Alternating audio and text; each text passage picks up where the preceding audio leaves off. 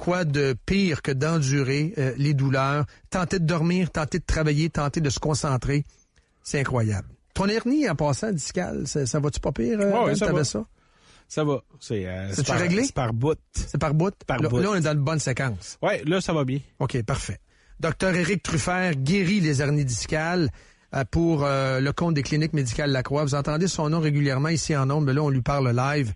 Bonjour, docteur Truffert, comment ça va? Oui, bonjour, M. Morin. Comment ça va ce matin? Moi, ça va très bien. Écoute, ça fait maintenant, depuis en janvier, on a fêté une année complète de service de neurochirurgie à Lacroix avec des chirurgies. Donc, pour moi, c'est un gros accomplissement. OK, là, on va parler aux gens qui souffrent ce matin. Les gens, qu'est-ce qui est le plus répandu dans ce que vous traitez, dans ce que vous guérissez? Hernie discale, peut-être?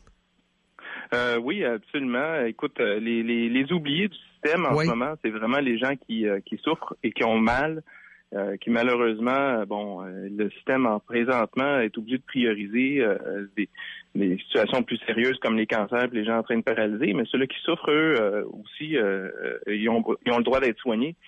Alors, les hernies discales, écoute, je vois beaucoup d'hernies discales et de sténose lombaire. Donc, c'est quoi ça? Qui ont de la difficulté à marcher. Okay. Ça, c'est les sténoses lombaires en fin de compte. Les sténoses lombaires, c'est dû à la dégénérescence puis à l'usure, à l'arthrose, si on veut. Le canal rachidien, là, où ce que les nerfs passent dans le bas du dos, finit par rétrécir avec le temps. Et puis les gens, typiquement, là, ils ont des douleurs dans les deux jambes et de la difficulté à marcher 10-15 minutes. Là, ils sont obligés les jambes les rengourdissent. Puis ils sont obligés de s'asseoir, puis ça se replace, puis après ça, ils recommencent à marcher encore une autre 10 minutes, puis là, ça recommence, puis ils sont obligés de s'asseoir. Donc, on appelle ça de la claudication neurogène. C'est quelque chose qu'on voit typiquement plus chez les personnes plus âgées, donc en haut de 60 ans, mais ça peut arriver même avant.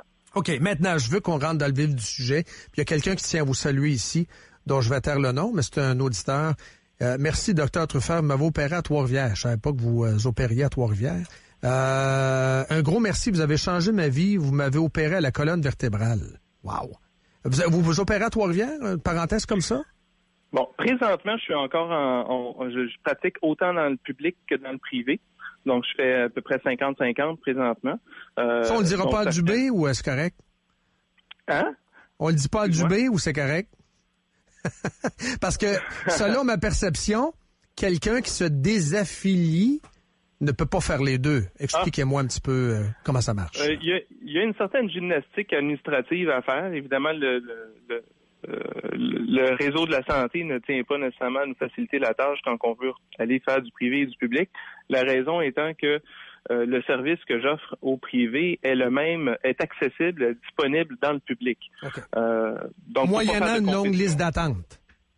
Exactement. En fait, je te dirais, là, honnêtement, présentement, la liste d'attente, il y en a deux listes d'attente. Il y a la liste d'attente pour me rencontrer au public et la liste d'attente, une fois qu'on m'a vu puis que j'ai jugé qu'il y avait besoin d'une intervention, ben là, c'est le délai d'attente pour l'opération. Donc, combien de temps? Tout ça additionné, là, on parle de 1 an et demi, 2 ans. Wow! Votre linge est peu à mode. Pas à peu près. Maintenant, chez Lacroix, expliquez-moi le protocole. Quelqu'un, ce matin, hernie discale, veut vous rencontrer. Racontez-moi promptement les étapes. Il n'y a pas besoin de papier de médecin. Là. En passant, ça, c'est quand même important de le mentionner. Mais allez-y, on vous écoute. On n'a pas besoin de référence. C'est sûr que, de préférence, c'est l'idéal, c'est d'avoir déjà passé des examens de radiologique ou d'avoir consulté son médecin de famille pour avoir déjà un l'heure juste, mais vous n'êtes pas obligé. Mais pas obligé. Et puis, nous, on s'occupe du reste. Donc, c'est sûr que le rendez-vous, lui, il se fait en dedans d'1 mois. Vous avez un rendez-vous avec un neurochirurgien. Puis si, après, les examens montrent que il peut y avoir une indication d'opération, l'opération est faite en dedans d'une couple de semaines. Ah oui? C'est aussi vite que ça. Comment ça marche, l'opération? Est-ce que ça se passe à la clinique Berger? Comment ça fonctionne? Chirurgie qui implique une anesthésie générale? Comment ça marche? Exact. La majorité des opérations, en fait, les opérations au niveau de la colonne se font toutes sous anesthésie générale. Le bloc opératoire à Berger est très bien équipé. On est capable de faire de l'imagerie super opératoire avec un appareil de radiologie.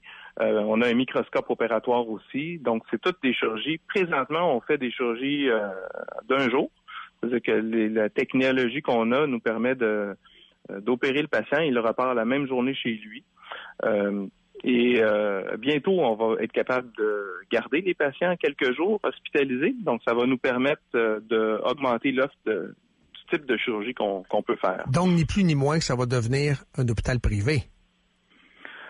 Écoutez, je pense que c'est dans les projets du réseau Lacroix d'avoir vraiment une structure aller jusqu'à un hôpital. Mais présentement, quand on va avoir à ajouter... Qu'est-ce qui définit un hôpital, Dr. Truffert? C'est intéressant comme jasette ce matin.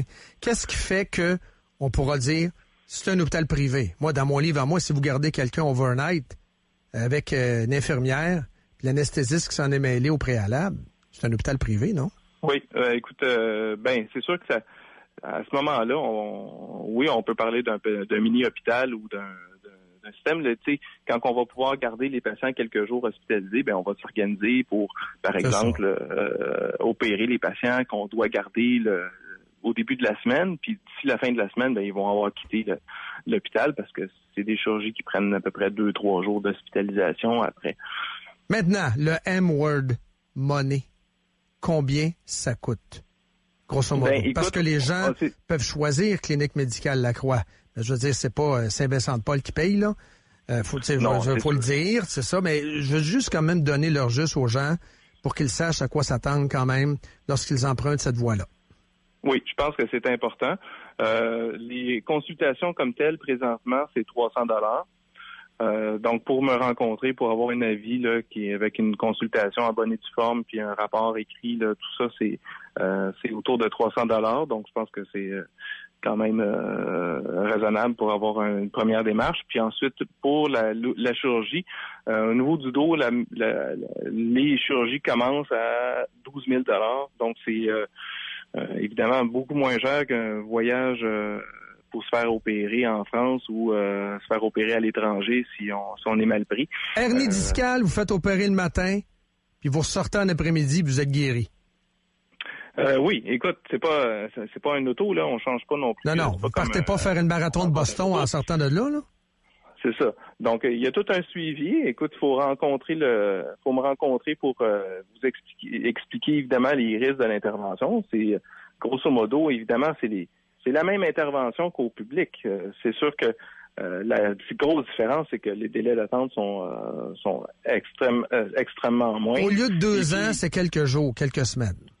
Exact. Puis c'est sûr que, moi, dans mon cas, j'ai quand même 20 ans d'expérience dans la matière, donc j'ai beaucoup d'années de pratique. Donc, je pense que généralement, ça rassure. Ça nous sécurise beaucoup, docteur, effectivement. Vous avez été formé à quel endroit, sans indiscrétion?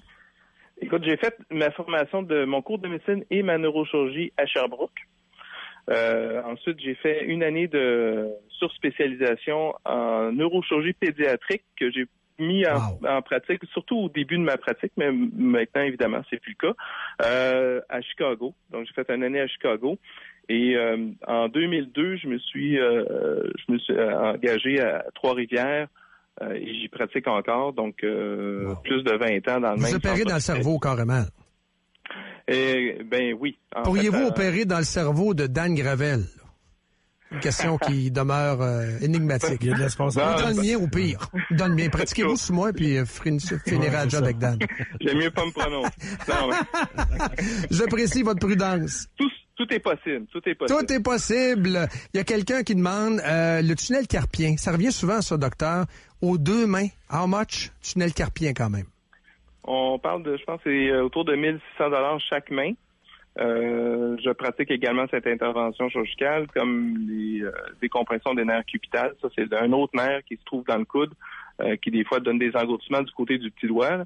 Donc, c'est des choses aussi que j'opère à la croix. Qu'est-ce qui est le plus dur à opérer? De pas faire les 2 mains en même temps. Non, c'est ça. Qu'est-ce qui est le plus dur à opérer? Je comprends que vous avez énormément de métiers, vous avez une formation qui est très impressionnante, là. Qu'est-ce qui demeure le plus touché? Tu sais, vous vous dites, un matin, j'en ai une bonne. Non? C'est quoi? Écoute, dans les... au niveau de la chirurgie de la colonne, il y a des opérations très compliquées là, où on doit redresser la colonne puis la replacer, la réaligner. Les tumeurs au cerveau sont des défis chirurgicaux assez importants. Tumeurs au cerveau? Donc, vous travaillez conjointement avec un oncologue, je présume?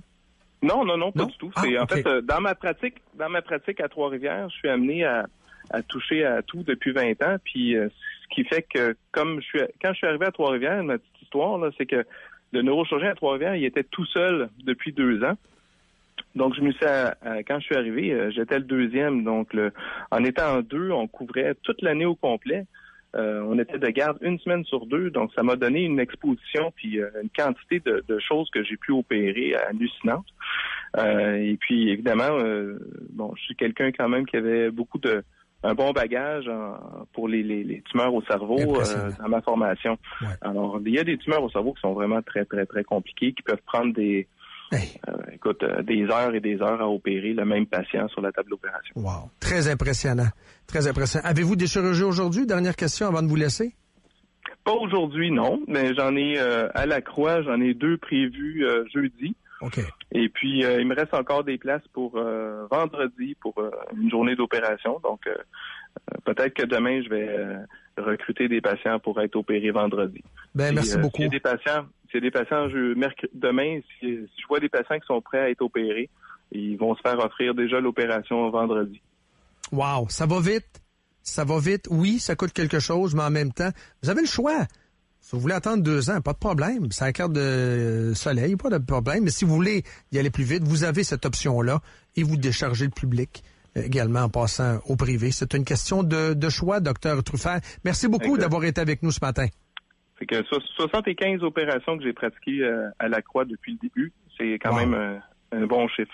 Félicitations. Merci encore. On vous laisse là-dessus. Bye-bye. Merci beaucoup. Excellente journée. Bye-bye. 9h40.